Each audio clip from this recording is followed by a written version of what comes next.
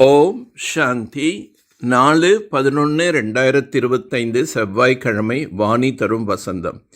இனிமையான குழந்தைகளே, நீங்கள் இப்பொழுது சத்தியமான தந்தையின் மூலம் உண்மையான தேவதைகளாக ஆகிக் கொண்டிருக்கின்றீர்கள். ஆதலால் சத்தியுகத்தில் சத்சங்கம் செய்வதற்கான அவசியம் இல்லை. சத்தியுகத்தில் தேவதைகளின் மூலம் எந்த ஒரு விக்கர்மம் நடக்க முடியாது. ஏனென்றால் சத்தியத்தில் அவர்களுக்கு சத்தியமான தந்தையின் வரதானம் கிடைத்திருக்கின்றது. ராவணனின் சாபம் கிடைக்கும்போதுதான் விக்கர்மங்கள் நடைபெறுகின்றது.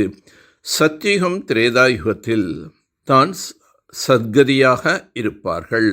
அச்சமயத்தில் துர்கதி என்ற வார்த்தையே இல்லை. விக்கர்மங்கள் நடப்பதற்கு விகாரமே அங்கு இல்லை. துவாபர யுகத்தில் அனைவரும் துர்கதி ஏற்பட்டு விடுகின்றது. ஆகையினால் விக்கர்மம் நடந்து கொண்டே இருக்கின்றது. இதனை நாம் புரிந்து கொள்ள வேண்டிய விஷயமாகும். இனிமேலும் இனிமையான குழந்தைகளுக்கு தந்தை வந்து புரிய வைக்கின்றார். இவர் பரம தந்தையாகவும் பரம ஆசிரியராகவும் இருக்கிறார். பரம சத்குருவாகவும் இருக்கிறார். இவ்வாறு தந்தையின் மகிமை கூறுவதன் மூலம் ஸ்ரீகிருஷ்ணர் யாருக்கும் தந்தையாக ஆக முடியாது என்பது நிரூபணம் ஆகின்றது. அவர் சிறிய குழந்தையாக இருக்கின்றார். சத்யுகத்தின் இளவரசன் ஆவார். அவர் டீச்சராகவும் இருக்க முடியாது. அவரே அமர்ந்து டீச்சரிடம் கல்வி கற்கின்றார். அங்கே சத்கதியில் இருக்கின்ற காரணத்தினால் சத்யுகத்தில் ஞானம் அவசியம் இல்லை. துவாபர யுகத்திலிருந்து கலியுக கடைசி வரை துர்கதியாகும். அவ்வாறு இருக்கும்போது ஸ்ரீகிருஷ்ணர் எவ்வாறு துவாபர யுகத்தில் வர முடியும்? பக்தி மார்க்கத்தின் புதை குளியல் கழுத்து வரை மூழ்கி இருக்கிறார்கள் என்னும்போது எப்படி வெளியே கொண்டு வர முடியும்? வெளியில் கொண்டு வருவதே கடினமாக ஆகிவிடுகிறது.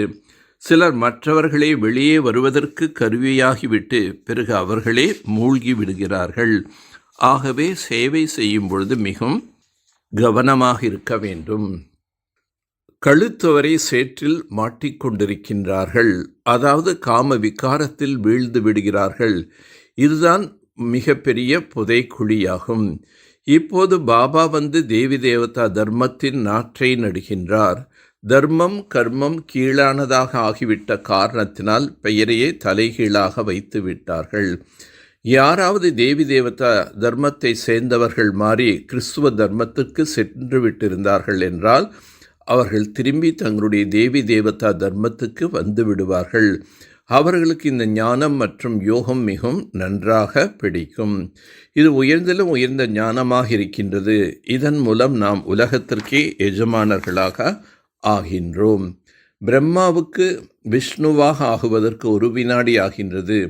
விஷ்ணு பிரம்மாவாக மாறுவதற்கு 5000 ஆண்டுகள் ஆகின்றது. பாபா சேவைக்காக வருகின்றார். அனைவருக்கும் சத்கதி கொடுத்து விடுகின்றார். இந்த உலகமே முட்கள் நிறைந்த காடாகும். ஏனென்றால் ஒருவர் மற்றவருக்கு துக்கத்தை கொடுத்து கொண்டே இருக்கின்றார்கள். எதுவரை பாபாவை புரிந்து கொள்ளவில்லையோ அதுவரை கேள்விகள் எழுந்து கொண்டேதான் இருக்கும். ஆகவே முதலில் அல்லாவை பற்றிய தெளிவான அறிமுகத்தை நாம் மற்றவர்களுக்கு கூற வேண்டும். இறைவன் மீது நிச்சய புத்தி ஏற்பட்டுவிட்டால் பின்னர் அவர்களுக்கு கேள்வியே எழாது. கர்மம் அகர்மம் மற்றும் விகர்மத்தின் ஆழமான நிலைகளை புத்தியில் வைத்து இப்போது விகர்மங்கள் எதையும் செய்யக்கூடாது. ஞானம் மற்றும் யோகத்தினை தாரணை செய்து மற்றவர்களுக்கும் சொல்ல வேண்டும். சத்தியமான தந்தையின் சத்தியமான ஞானத்தை கொடுத்து மனிதர்களை தேவதைகளாக ஆக்கும் சேவை செய்ய வேண்டும். விக்காரம் என்னும் சேற்றிருந்த அனைவரையும் வெளியில் கொண்டு வர வேண்டும். அலௌகிக்க போதையில் ஆழ்ந்த உணர்வு மூலமாக நிச்சயத்தின் நிரூபணம் அளிக்கக்கூடிய என்றும் வெற்றியாளர்களாக ஆவீர்களாக. அலௌகிக்க ஆன்மீக போதை நிச்சயத்தின் கண்ணாடியாகும். நிச்சயத்தின் நிரூபணம் போதை மற்றும் போதையின் நிரூபணம் மகிழ்ச்சியாகும். யார் என்றுமே மகிழ்ச்சியாகவும் போதையிலும் இருக்கின்றார்களோ அவர்களுக்கு முன்னால் மாயினுடைய எந்த ஒரு பொல்லாதனமும் நடக்க முடியாது. கவலையில்லாத சக்கரவர்த்தியின் அரசாட்சிக்குள் மாயை வர முடியாது. அலௌகிக்க போதை சுலபமாகவே பழைய உலகம் மற்றும் பழைய சம்ஸ்காரத்தை மறக்க செய்து விடுகின்றது. எனவே என்றுமே அலௌகிக்க சுரூபத்தின் போதையில், ஃபரிஸ்தா தன்மையின் போதையில் அல்லது வருங்காலத்தின் போதையில் இருந்தீர்கள் என்றால் வெற்றியாளர்கள் ஆகிவிடுவீர்கள். இனிமை என்ற குணம் பிராமண வாழ்க்கையின் உயர்ந்த தன்மையாகும். எனவே இனிமையானவராக இருங்கள் மற்றும் இனிமையானவராக ஆக்குங்கள். எப்படி பாப்தாதாவுக்கு குழந்தைகளை விதேகியாக ஆக்குவதற்கு தேகத்தின் ஆதாரம் எடுக்க வேண்டியுள்ளதோ, அதே போல நீங்களும் தேகத்தில் இருந்தபடியே விதேகி ஆத்மா என்ற ஸ்திதியில் நிலைத்திருங்கள். இந்த தேகத்தின் மூலமாக செய்விப்பவராக ஆகி கர்மம் செய்யுங்கள். இந்த தேகம் செய்யக்கூடியதாக இருக்கின்றது. நீங்கள் ஆத்மா செய்விப்பவர் ஆவீர்கள். இந்த நிலைக்கு விதேகி நிலை என்று கூறுவார்கள். இதற்குத்தான் தந்தையை பின்பற்றுவது என்று கூறப்படுகின்றது. தந்தையை ஃபாலோ செய்வதற்கான நிலையாவது என்றுமே அஷரீரியாக இருப்பீர்களாக, விதேகியாக இருப்பீர்களாக, நிராகாரியாக இருப்பீர்களாக. நல்லது.